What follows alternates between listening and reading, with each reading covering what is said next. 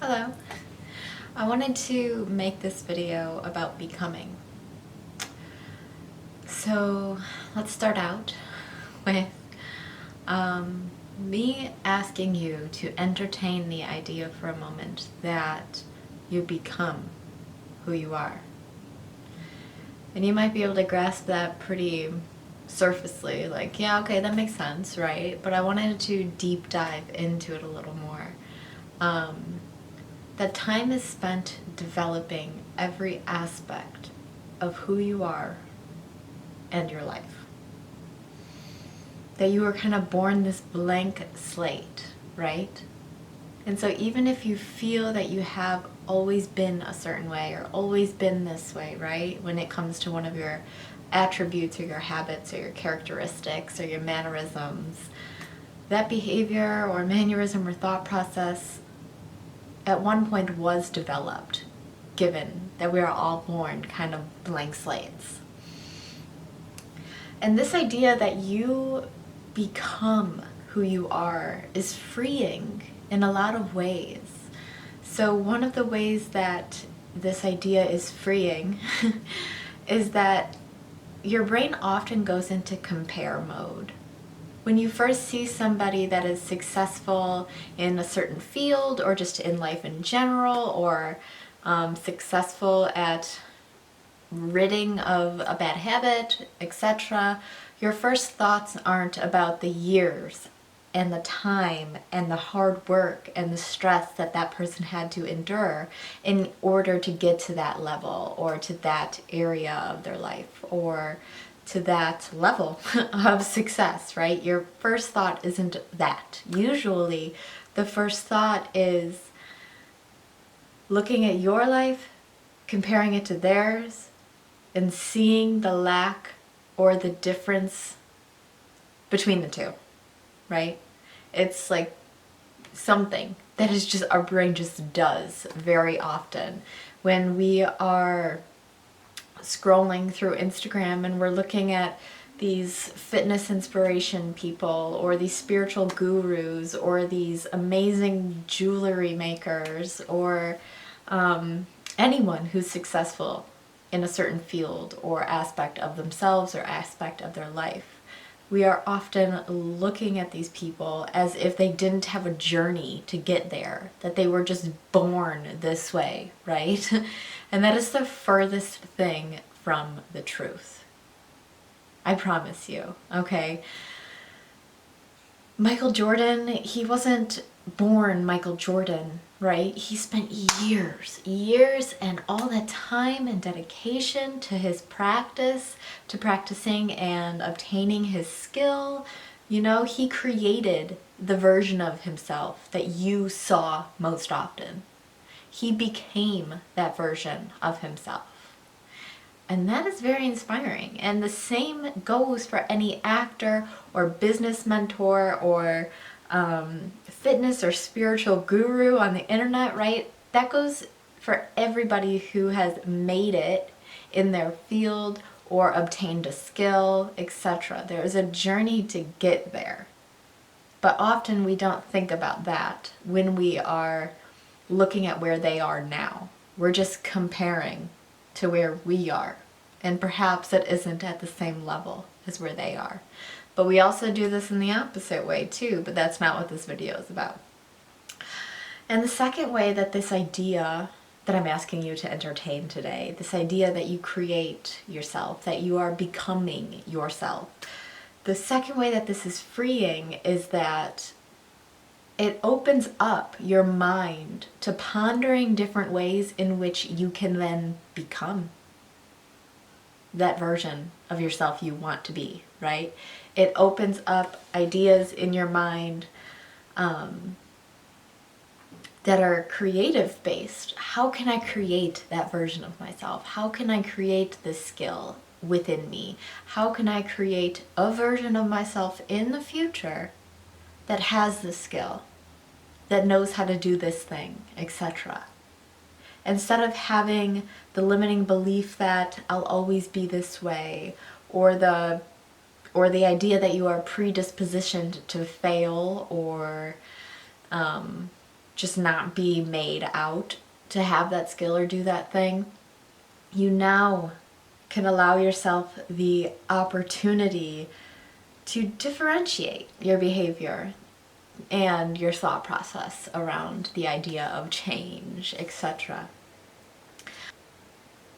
Once you adopt the idea that you become and create who you are currently, you have done all this stuff and past work to create the you that is you now, but then also you can create and become who you want to be in the future.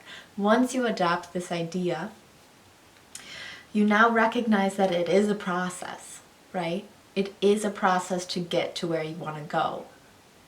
There's no one that's going to call you and give you a Fortune 500 company. There's no one that's going to call you and sign you to your favorite sports team, right? You don't, that's just not what happens, but sometimes that's what our brain thinks when we, again, that first way, and it's that it is freeing, is that we don't compare anymore. We look at the people that are successful and then we realize, man, they must have had quite a journey to get where they are. Okay? And you'll begin to then enjoy the process of becoming and enjoy the process of creating rather than loathing it or thinking that people just are born NBA players. You know, they're just born with that natural ability. That's nonsensical, right? And a third way that adopting this idea of creating or becoming or building whatever yourself, a third way that this idea or this way of living and thinking is freeing is because you begin to admire other people's success rather than envy it. When you live in a state of mind that is jealousy, or you live in envy, or woe is me, you know, like I'll never get ahead, I'll never be that successful, right? That self-pity, whatever you want to call it. When you live in that state, you are literally just blocking yourself off from coming up with creative ideas that will allow you to succeed. It blocks you off from seeing opportunities in which you can progress. It blocks you off from the idea in general that you can blank, you can succeed, you can make it, you can obtain that skill. You know, it turns you into this I can't person rather than an I can too. But once you shift your thinking from admiration or from envy to admiration, you begin to have the peace of mind knowing, wait a minute, it was just a journey for them as well. I could create a journey to get to some level of success just as they have, right? It'll give you the peace of mind that you need in order to come up with creative ideas for success. It'll give you the peace of mind that is needed in order to have the dedication and the motivation to sit down and obtain that skill or whatever that you want, right? Becoming, creating yourself, whether it be a characteristic, an attribute, a skill, a certain success level in a field, like becoming the best in a certain field, whatever it is, you become it. Any aspect of yourself right now, you have created. Perhaps it just wasn't conscious beforehand. You were kind of just going along with life, right? And reacting to all the things that are happening to you rather than being an active participant in creating opportunities and situations in your life. But that's all about to change. And so after knowing all this, or after hearing my little idea about becoming and creating yourself, how do you begin to implement that idea into your life? And I have two lovely ways you can do it. I use both of these techniques myself, and I find that it is really helpful. And so I'm hoping by sharing them, it will help you too. So the first is to identify any area in your life in which you want change. It could be, again, a characteristic about yourself, a skill you don't have yet, a skill you want to become better at, etc. It could be anything. And then you ask yourself what your future self would do. The future version of yourself that has already succeeded in creating this skill or obtaining this attribute or changing this characteristic. For example, if you want to be more productive and then you are faced in a situation in which you're starting to procrastinate or about to procrastinate, giving yourself justifications as why you can start later, etc., you stop, you think, what would the future version of me do? The future version of me that does not procrastinate, the future version of me that is productive. What would that version of me do right now? The answer is probably they won't procrastinate, and they'd actually want to get whatever the task is done and out of the way sooner than later so they don't have to think about it, right? So kind of tapping into your future self, the future version of you that has already succeeded, what would that person do in order to become that person? And then follow the steps that way. And the second way is to find somebody, maybe you know them, or maybe it's like a celebrity, or maybe it's someone who's famous in the field that you are wanting to go into, etc. Find a person to seek counsel in, right? Watch their documentary, read their autobiographies, research their life story, okay?